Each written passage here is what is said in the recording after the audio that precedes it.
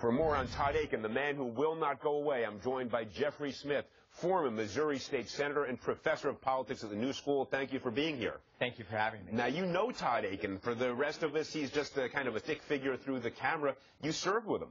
I didn't serve with him. But you know him, excuse me. But I do know him, yes. Tell us about him. What do we make of this guy? Well, I think the most important thing to understand about Todd Akin is that he's a born-again Christian. And his Christianity and his very strong beliefs, I think, really shape his worldview and his political ideology as well. And you wrote an article, if I'm correct, it was posted before he made formalized the decision not to get out, and the headline was 11 reasons Akin won't quit, and then you changed the headline to explain why he didn't quit. And to pick up on your last theme, number 11, I don't mean to make light of anybody's religious beliefs, deep respect for them, but you say here, God told him to run, and it may take God to tell him to get out. Does he really believe that he's on something of a mission, and you know, what Mitt Romney says or what Senate leadership says is irrelevant to him?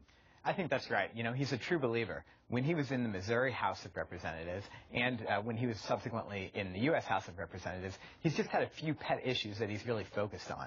A strong anti-abortion activist, very much opposed to any type of gaming or gambling, and very supportive of homeschooling. So 3 of the big, you know, social conservative issues. He hasn't really been very active on fiscal conservative issues, and in fact, he was a big earmarker himself, which is why the Tea Party shied away from him in his primary. Fascinating. So his agenda really is the social conservative agenda that frankly, is going to cause Mitt Romney a fair bit of harm, to the extent that Mitt Romney traditionally has been viewed, historically, at least the Etch-a-Sketch candidate has so many different iterations and incarnations, but it's been viewed as a fiscal conservative, but on social issues, he always tried to present himself as more moderate. Todd Akin is a way, and Paul Ryan on this, in a way, his worst nightmare. Exactly, exactly. And you asked if he's really that much of a true believer. You know, he didn't have Republican Party support in his first primary for the U.S. House. He was sort of seen as an also-ran who just snuck in as the far-right candidate in a primary on a very rainy day when his passionate, you know, zealots who supported him came out and the establishment candidate supporters did not. He won the U.S. Senate primary in a similar way, you know, in a three-person race. So he's never shown that he could even get a majority of the Republican primary electorate because he's been involved in a 5-way and then a 3-way primary. And what you're saying is critically important. In terms of his own perspective on politics, he is neither beholden to a Republican leadership, nor, and perhaps even I could go further than that based on what you're saying, he's disdainful of them. I think that would not be inaccurate, because he has never received their support in a primary, and then even after he won his first primary, he still had very tenuous relationships with the establishment.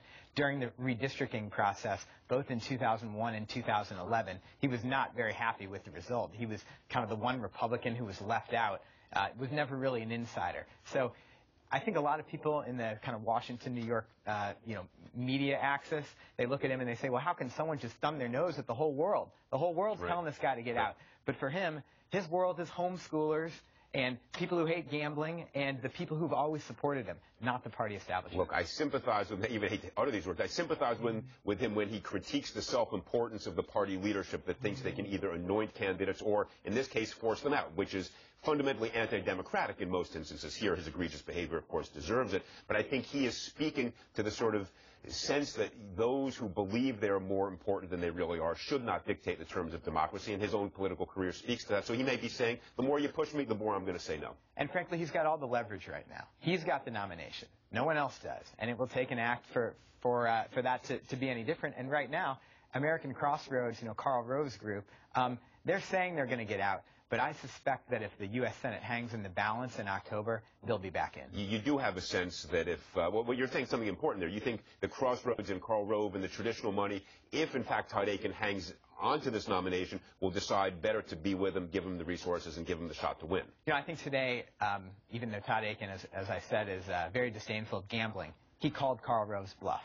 Right. And he knows that right now, Karl Rove and Crossroads and the National Republican Senatorial Committee, they need him more than he needs them, in his eyes, because, you know, he's looking at Claire McCaskill's approval ratings, which have been under 45 for 18 months, and he thinks he can keep this race close by himself, close enough so that they do feel forced to come back into Missouri in 6 weeks. Based on your hands-on, having been elected in Missouri, your sense of the Missouri electorate, do his, what I don't mind saying, far right social views make him incapable of winning 50% of the vote in Missouri?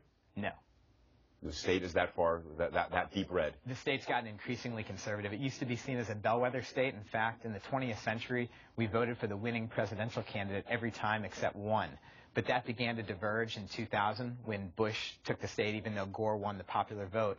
We diverged even further from the national mean in 2004, and then even more in 2008 when Obama won easily but wasn't able to win Missouri. So the state is getting redder. Senator McCaskill, as you said, has cast some very difficult votes. I think she's been a pretty effective senator, but her proximity to President Obama has not helped her in Missouri. Certainly not right now. Just to drive home the point of how much a deep, true believer Todd Akin is, his website, I believe, has a picture of a fetus on it, and sort of ugly stuff to drive home that he is, his views on abortion, and it's sort of, he's rallying a very, what I thought was a smaller base than it may be. As if we didn't realize it by now. That's right. He is the pro-life candidate. That's right, and I think every day that he gets more calls, I'm told he's not even returning the calls to the Republican leadership. Seems to me that the more calls he gets, the more disdainful he gets, more likely he may be to stay in. I think that could be the case. All right, Jeffrey Smith, former Missouri State Senator, professor of politics at the New School. Thank you for coming in. Thanks for having me. The battle lines are drawn over voter ID laws. Coming right up.